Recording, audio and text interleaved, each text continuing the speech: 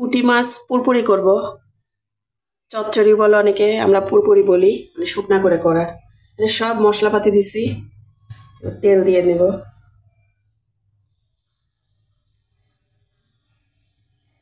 তেলটা তো একটু ছোট মাছে বেশিই লাগে।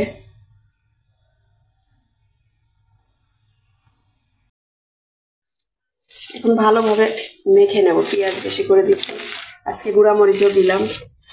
হ্যালো, আসসালামু আলাইকুম এভরিওয়ান, সবাই কেমন আছেন? আশা করছি ভালো আছেন। আমি আলহামদুলিল্লাহ ভালো আছি। অনেক পুঁটি মাছ নিয়ে আসছে, এত পরিমাণে আনছে, 1 কেজির উপরে বা 2 কেজির মতো মনে হয় আনছে। কাটতে সময় লেগে গেল, অর্ধেকের কম কেটে নিলাম আমি। সব মশলার সাথে আলু ভালো করে কষিয়ে চটকিয়ে নিলাম। এখন এই যে মাছগুলো দিয়ে দেবো।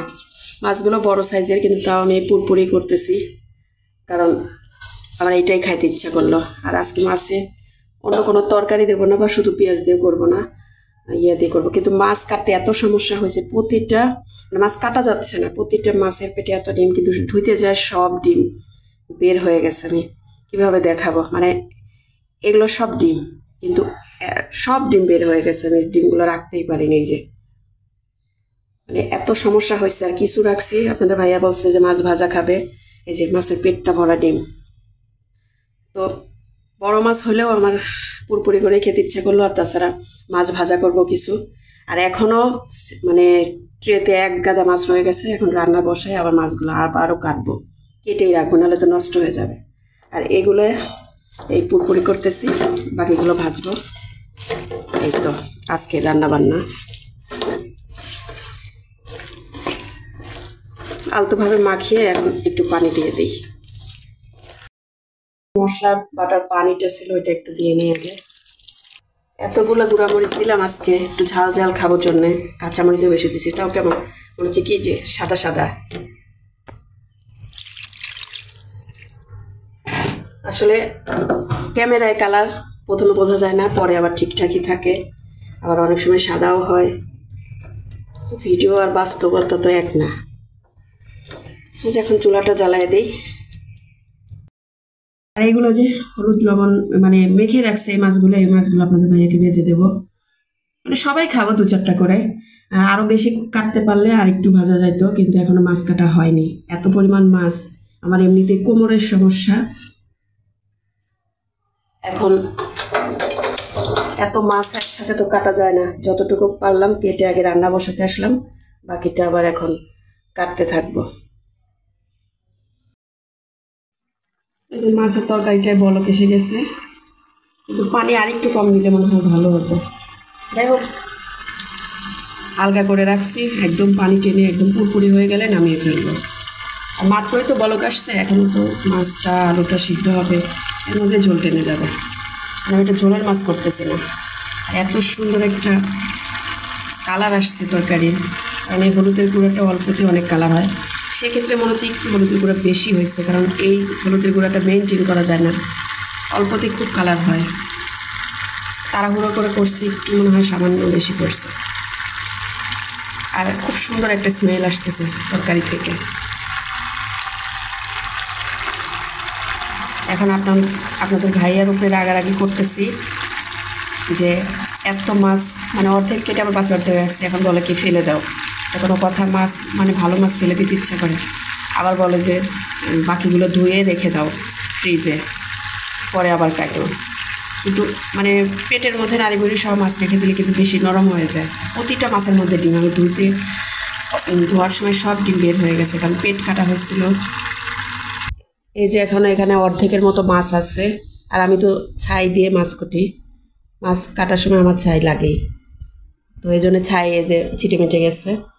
এখন ও বলতেছে যে না, এগুলো ধুয়ে ফ্রিজে রেখে দাও, সমস্যা হবে না, একটু নরম হলে সমস্যা নেই, ভাজা খাওয়া যাবে। বকা দিচ্ছি যে এত মাছ কি মানে বলে কি ফেলে দাও, আর নাহলে ফ্রিজে রেখে দাও। প্রথমে ফেলে দেওয়ার কথা বলছে, আমি তো বকা দিছি, টাকা দিয়ে কেনা মাছকে কেউ ফেলে দেয়? একদম ভালো মাছ। এখন বলতেছে যে তাহলে ধুয়ে রেখে দাও, এগুলা আবার কালকে কাটবা, নাকি সন্ধ্যা হয়ে যাবে তো কাটতে কাটতে।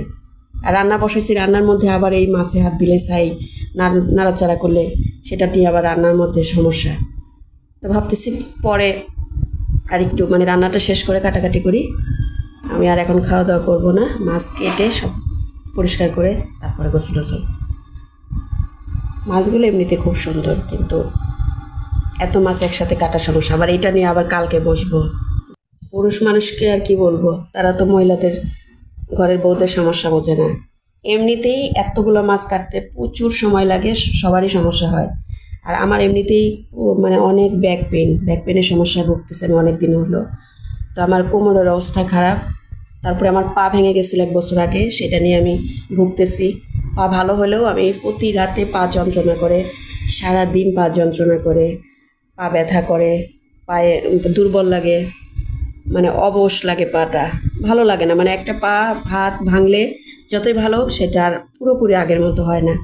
তো পায়ের উপরেও এতক্ষণ দাঁড়ায় থাকতে পারি না, আবার আমার কোমরের ব্যথার জন্য বেশিক্ষণ দাঁড়ায়ও থাকতে পারি না, বেশিক্ষণ বসেও থাকতে পারি না। তাছাড়া আজকে যে মাছ কাটতে গিয়ে কোমর, পিঠ, ঘাড় সব ব্যথা হয়ে গেছে। অনেকদিন চিকিৎসা করছি, এখন আর করা হয় না, অনেক থেরাপি নিচ্ছি, এক্সারসাইজ করছি। যাই হোক, এই তো এখন রান্নাটার শেষের দিকেই, তারপরে আবার মাছে হাত দিব।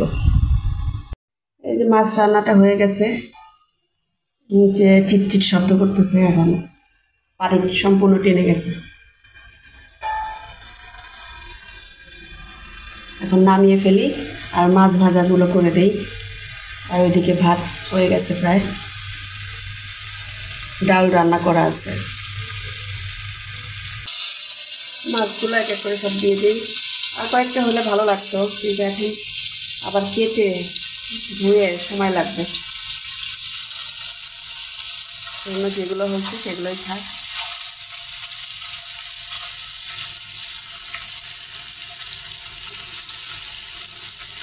আর আজকের ভিডিওটা আর লম্বা করব না, আজকের ভিডিওটা এ পর্যন্তই। সবাই ভালো থাকবেন, সুস্থ থাকবেন। নতুন একটি ব্লগ নিয়ে আপনাদের সামনে আমি আবারও হাজির হয়ে যাব। আজকের মতো এ পর্যন্তই। আল্লাহ হাফেজ।